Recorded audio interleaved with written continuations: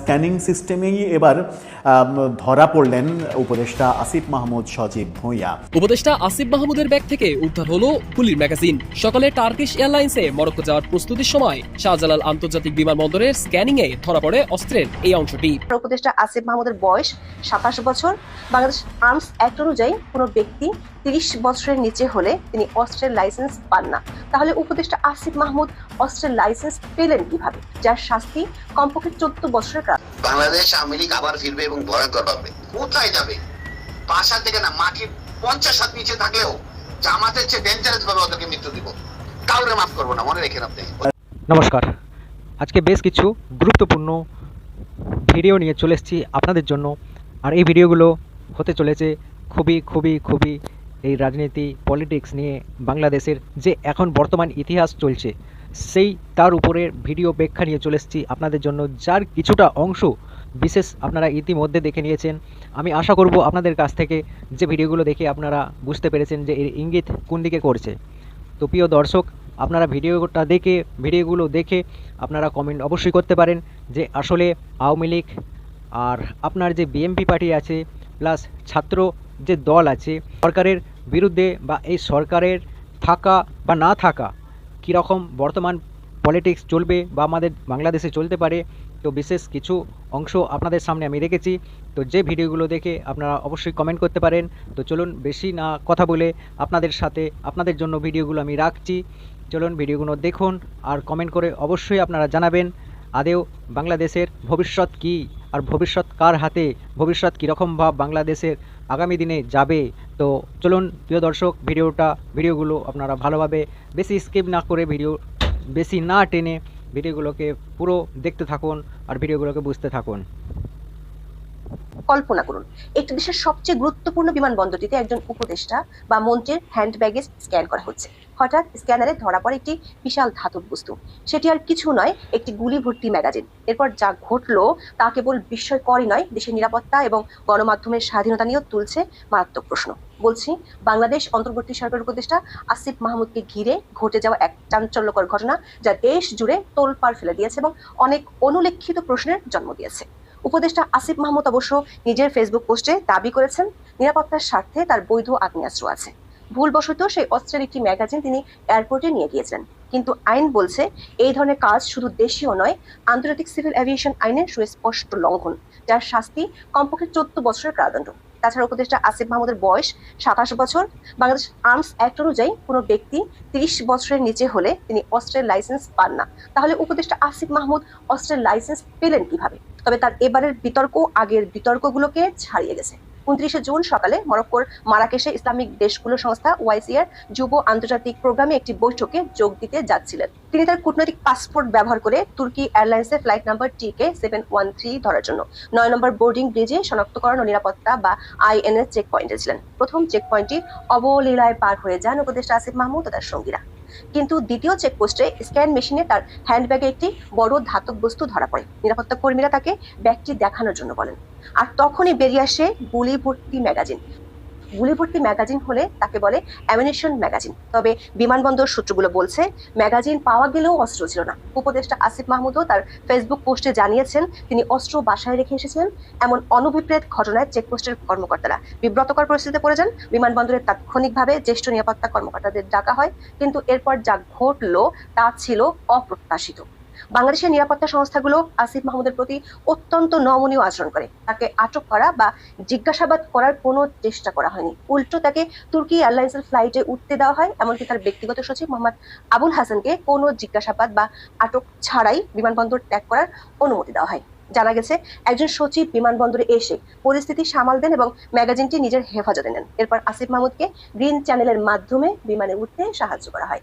ম্যাগাজিনটি তার প্রোটোকল অফিসারের কাছে পাঠিয়ে দেওয়া হয়। আসিফ মাহমুদ দাবি করেন তিনি ভুলবশত ম্যাগাজিনটি ব্যাগে রেখে এসেছিলেন এবং এর জন্য দুঃখ প্রকাশ করেন। তিনি বলেন তাড়াহুড়ার কারণে এটি একটি অনিচ্ছাকৃত ঘটনা। নিজের ফেসবুক পোস্টে তিনি দাবি করেছেন নিরাপত্তার স্বার্থে আমার লাইসেন্স করা বৈধ অস্ত্র আছে। গণঅভ্যুত্থানের নেতৃত্বের উপরে যেভাবে হত্যার চেষ্টা চালানো হয়েছে কয়েক দফা তাতে রাখাটাই স্বাভাবিক। যখন সরকারি প্রোটোকল বা সিকিউরিটি থাকে না, তখন নিজের এবং পরিবারের নিরাপত্তা নিশ্চিতের উদ্দেশ্যে লাইসেন্সড অস্ত্র রাখা ভোরে প্যাকিং করার সময় অস্ত্রসহ একটা ম্যাগাজিন রেখে আসলেও ভুলবশত আরেকটি ম্যাগাজিন ব্যাগই রয়ে যায়, যেটা স্ক্যানে আসার পর তিনি প্রোটোকল অফিসারের কাছে হস্তান্তর করেন। বিষয়টি সম্পূর্ণ আনইন্টেনশনাল বলে দাবি করেন তিনি, কিন্তু এই ব্যাখ্যা কতটা বিশ্বাসযোগ্য? আসিফ মাহমুদ একজন সরকারি উপদেষ্টা, যিনি ছাত্র প্রতিনিধি হিসেবে দেশের ক্যাবিনেটে স্থান পেয়েছেন। তার জন্য সরকারি নিরাপত্তা প্রোটোকল থাকার কথা, অস্ত্র বহন করার কথা তাদের। তার ব্যাগে কেন ম্যাগাজিন থাকবে? আরো উদ্বেগজনক বিষয় হলো আসিফ মাহমুদের হ্যান্ড ব্যাগেজ বিমানবন্দরে প্রবেশের সময় বা ভিআইপি এলাকায় ঢোকার আগে বাধ্যতামূলক চেকিং ও নিরাপত্তা প্রক্রিয়ার মধ্য দিয়ে যায়নি। এই ঘটনাটি নিরাপত্তা ব্যবস্থার কার্যকারিতা নিয়ে প্রশ্ন তুলেছে। এই ঘটনা কেবল একটি সাধারণ ভুল ছিল না, এটি একটি গুরুত্বপূর্ণ নিরাপত্তার লঙ্ঘন। দর্শক, 2019 সালের মার্চে অস্ত্র এবং গুলি ঘোষণা ছাড়া এয়ারপোর্টে নেওয়ার জন্য আওয়ামী লীগের 2 জন নেতাকে গ্রেপ্তার করা হয়েছিল। সাধারণত ঢাকা শাহজালাল আন্তর্জাতিক বিমানবন্দরে যাত্রীদের আগ্নেয়াস্ত্র বহন করার অনুমতি নেই, তবে আইন প্রয়োগকারী সংস্থা এবং অনুমোদিত কর্মীরা নিতে পারেন। সেক্ষেত্রে তাদের টার্মিনালে ঢোকার আগেই বিমানবন্দরের নিরাপত্তা বিভাগের কাছে তাদের আগ্নেয়াস্ত্র ঘোষণা করা বাধ্যতামূলক। বিমানবন্দরের নিষিদ্ধ সামগ্রীর তালিকায় আগ্নেয়াস্ত্র এবং গোলাবারুদ স্পষ্টভাবে উল্লেখ করা হয়েছে। এসএসআই এর এয়ারক্রাফট রুল অনুযায়ী বিমান বা সামরিক সরঞ্জামের কার্যকারিতার জন্য প্রয়োজনীয় বিস্ফোরক বাদে অন্য কোনো অস্ত্র, গোলাবারুদ, বিস্ফোরক, সামরিক সরঞ্জাম বা অত্যন্ত ধার্য পদার্থ বিমানে বহন নিষিদ্ধ। এই নিষেধাজ্ঞা এমনকি যুদ্ধের গোলাবারুদ বা যুদ্ধের সরঞ্জাম পরিবহনের ক্ষেত্রেও প্রযোজ্য। আন্তর্জাতিক বেসামরিক বিমান চলাচল সংস্থা বা ICAO এর নিয়ম অনুযায়ী এটা মানতে বাধ্য। বৈধ লাইসেন্সধারী যাত্রীরা ঢাকা শাহজালাল আন্তর্জাতিক বিমানবন্দর দিয়ে তাদের আগ্নেয়াস্ত্র পরিবহন করতে পারেন, তবে বিমানবন্দরে ঢোকার আগে প্রবেশদ্বারে এবং চেক ইন কাউন্টারে এয়ারলাইনকে আগ্নেয়াস্ত্র ও গোলাবারুদ ঘোষণা করা বাধ্যতামূলক। যেহেতু উপদেষ্টা আসিফ মাহমুদ আগে থেকে ঘোষণা করেননি, তাই তিনি একসাথে দেশীয় আন্তর্জাতিক আইন লঙ্ঘন করেছেন।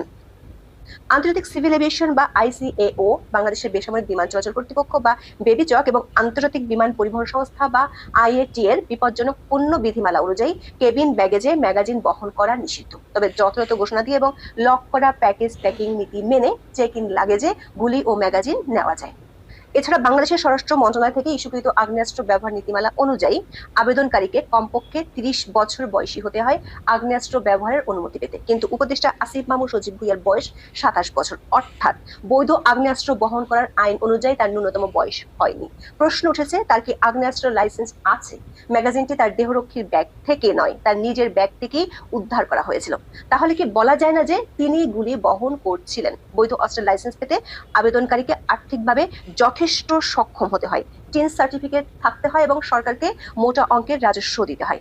আসিফ মাহমুদের বয়স ও আর্থিক সক্ষমতা অনুযায়ী তার ব্যাগে বৈধ অস্ত্র ও গুলি থাকার কথা নয়। এই ঘটনার সবচেয়ে উদ্বেগজনক দিকটি হলো সংবাদ প্রকাশের পর যা ঘটলো। প্রথমে ঢাকা পোস্ট নামের একটি গণমাধ্যম এই সংবাদ প্রচার করে, কিন্তু মাত্র 5 মিনিটের মধ্যে এই নিউজটি ঢাকা পোস্টের ওয়েবসাইট সহ অন্যান্য জায়গা থেকে সরিয়ে দেওয়া হয়। সংবাদ ফাঁসকারী একজন রিপোর্টার তাদের একটি মেসেঞ্জার গ্রুপে দাবি করেছেন নিউজটি 5 মিনিটও রাখা সম্ভব হয়নি। এটি প্রশ্ন তুলেছে, আসিফ মাহমুদ কি এতটাই ক্ষমতাবান যে মাত্র 5 মিনিটই তিনি তার বিরুদ্ধে হওয়া সংবাদ সরিয়ে দিতে পারেন?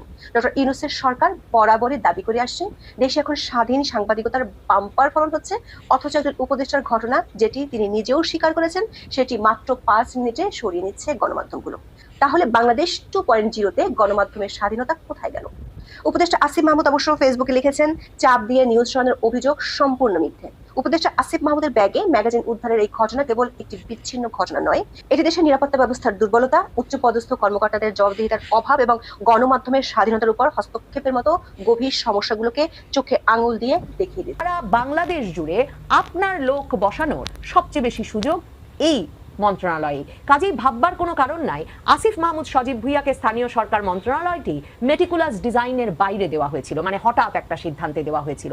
এটি যে তাকে দেওয়া হয়েছিল তার পেছনে কারণটাই ছিল এটি, যাতে এই ছাত্রদের হাতে থাকে প্রশাসন, এই ছাত্ররা তাদের মতো করে বাংলাদেশের স্থানীয় সরকার ব্যবস্থা থেকে প্রশাসন সাজিয়ে, পুলিশ প্রশাসন সাজিয়ে তারপর নির্বাচনে যেতে পারেন। এবং ঠিক সেই কাজটি স্থানীয় সরকার উপদেষ্টা হিসেবে আসিফ মাহমুদ খুবই সাফল্যের সঙ্গে করে যাচ্ছে। মনে রাখতে হবে, তিনি আগস্ট থেকে সারা বাংলাদেশের একেবারে ইউনিয়ন পর্যায় থেকে শুরু করে সিটি কর্পোরেশন পর্যন্ত প্রতিটি পর্যায়ের স্থানীয় সরকার পর্যায়ে প্রশাসক নিয়োগ দিয়েছেন, কাউন্সিলর পদে, মেয়র পদে, চেয়ারম্যান পদে। কাজেই এই প্রশাসকেরাও তার হয়েই কাজ করবেন, তার দলের হয়েই কাজ করবেন। কিভাবে মন্ত্রী পাড়া থেকে হেয়ার রোড থেকে রাজনৈতিকভাবেও এই পুরো দেশের রাজনৈতিক কর্মকাণ্ড নিয়ন্ত্রণ করছেন দুই ছাত্র উপদেষ্টা আসিফ মাহমুদ সজীব ভুইয়া আর মাহফুজ আলম, কিংবা হয়তো তাদের একজন, মানে হেয়ার রোড থেকে, মন্ত্রীপাড়া থেকে কিভাবে এই পুরো বিষয়টি নিয়ন্ত্রিত হচ্ছে তা কিন্তু বৈষম্য বিরোধী ছাত্র আন্দোলন ছেড়ে যাওয়ার ঘোষণা দেওয়া বৈষম্য বিরোধী ছাত্র আন্দোলনের অন্যতম সমন্বয়ক উমামা ফাতেমার দীর্ঘ ফেসবুক স্ট্যাটাসটি পড়লেও পরিষ্কার বোঝা যায়।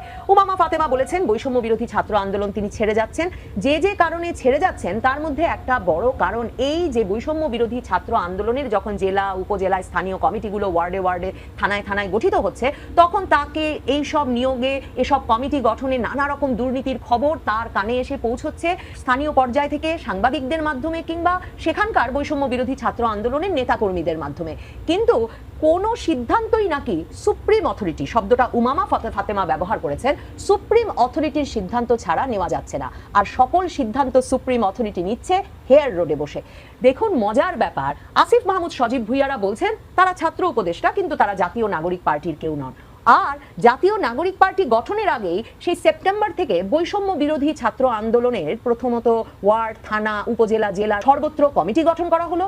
এরপর জাতীয় নাগরিক পার্টির জন্মের আগে এই একই নেতাকর্মীর বাহিনী গড়ে তুললেন জাতীয় নাগরিক কমিটি নামে আরেকটা প্ল্যাটফর্ম। সেই জাতীয় নাগরিক কমিটির মুখপাত্র তখন ছিলেন সামান্তা শারমিন, আক্তার হোসেন, মানে তাদেরকে আমরা তখন চেনা শুরু করলাম। সেই জাতীয় নাগরিক কমিটিরও কিন্তু তারা সারা বাংলাদেশে ইন্টারভিউ নিয়ে নিয়ে বিরাট বাহিনী গড়ে তুলেছেন। তারপর ফেব্রুয়ারির শেষে তারা গঠন করলেন তাদের রাজনৈতিক দল জাতীয় নাগরিক পার্টি। আর উমামা ফাতেমা এখন পদত্যাগ করলেন বৈষম্য বিরোধী ছাত্র আন্দোলন থেকে, আর আমাদের স্মরণ করিয়ে দিলেন তার মানে তিনটি মুখে হাজার হাজার সুবিধাভোগী তৈরি করেছেন এই আসিফ মাহমুদ সজীব ভুইয়ারা গত 10 মাসে। বৈষম্য বিরোধী ছাত্র আন্দোলনের হাজার হাজার সমন্বয়ক, নেতা, কর্মী নানা জায়গায় চাঁদাবাজি করছেন, নিজেদের মধ্যে মারামারি করছেন, থানায় গিয়ে খবরদারি করছেন, ডিসি অফিসে গিয়ে নিয়োগ থেকে ঠিকাদারি থেকে নানা ঝামেলায় নিজেদেরকে জড়াচ্ছেন। জাতীয় নাগরিক কমিটি এরপরে গঠিত হলো, তারা সারা বাংলাদেশ জুড়ে এই জবরদস্তি করলো এবং নিজেদের মধ্যে একাধিক জেলায় উপজেলায় এমন মারামারি করলো যে হাসপাতালে যেতে হলো, খবরের শিরোনাম হতে হলো।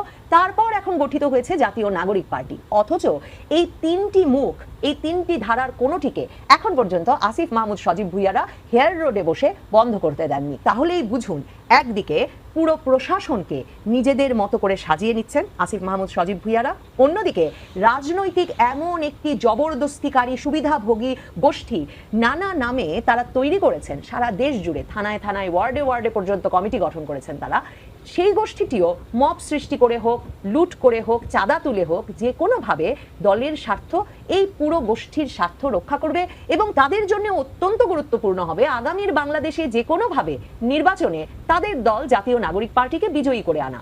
তারাও জানেন যে যদি সত্যি আগামী জাতীয় সংসদ নির্বাচনে তাদের দল জাতীয় নাগরিক পার্টি একক সংখ্যাগরিষ্ঠতা পেয়ে সরকার গঠন না করতে পারে, তাহলে এই যে তিন মুখের ত্রিধারায় তারা সারা বাংলাদেশ জুড়ে জবরদস্তি, লুটপাট, চাঁদাবাজি, যা যা ফৌজদারি অপরাধ করে এসেছেন গত 10 মাস, 11 মাস কিংবা আগামী যত সময় পাবেন তা দিয়ে করে যাবেন, সেটা যেমন অব্যাহত থাকবে না, তাদেরকে আইনের মুখোমুখি হতে হবে, ফৌজদারি মামলার মুখোমুখি হতে হবে, তেমনি আয়ের যে উৎস তারা তৈরি করেছেন সংগঠিত লুটপাটের মাধ্যমে তো বটেই, এই যে নানা রকম পদ তৈরি করে সেসব পদে নিয়োগ প্রাপ্তির মাধ্যমে কিংবা বিভিন্ন স্থানীয় সরকারের প্রশাসক হিসেবে নিয়োজিত হওয়ার মাধ্যমে সেই আয়ের এবং ক্ষমতার উৎস দুই বন্ধ হবে, হয়তো পড়তে হবে ফৌজদারি মামলার ফাঁদে। সে কারণেই এতটা আত্মবিশ্বাসের সঙ্গে নিবন্ধনের আবেদন জমা দিয়েই জাতীয় নাগরিক পার্টির নেতাকে নির্বাচন কমিশনে দাঁড়িয়েই আমরা বলতে শুনি যে তাদের দল 400 আসনের 300 আসনই পেতে যাচ্ছে আগামী জাতীয় সংসদ নির্বাচনে। আর মনে রাখবেন, 400 আসনে যে সংসদ নির্বাচন হবে, এই 400 আসনও কিন্তু সংস্কার করে তারাই আদায় করে নিচ্ছেন। আসিফ মাহমুদ সজীব ভুইয়া হেয়ার রোডে বসে স্থানীয় সরকার পল্লী উন্নয়ন সমবায় মন্ত্রণালয়ের মতো মহাপ্রতাপশালী একটি মন্ত্রণালয়ের কেন্দ্রে বসে পুরো ব্যাপারটা সাজিয়ে দিচ্ছেন জাতীয় নাগরিক পার্টির জন্য। মেটিকুলাস ডিজাইনের একটা অংশ দেখা হয়েছে, মেটিকুলাস ডিজাইনে আরো অনেক কাজ হয়ে যাচ্ছে, যেসবের খবর অনেক সময় আমরা সেভাবে রাখতে পারছি না বা একটির সঙ্গে আরেকটির সূত্র মিলিয়ে মালা গেথে পুরো নকশাটা হয়তো বুঝে উঠতে পারছি।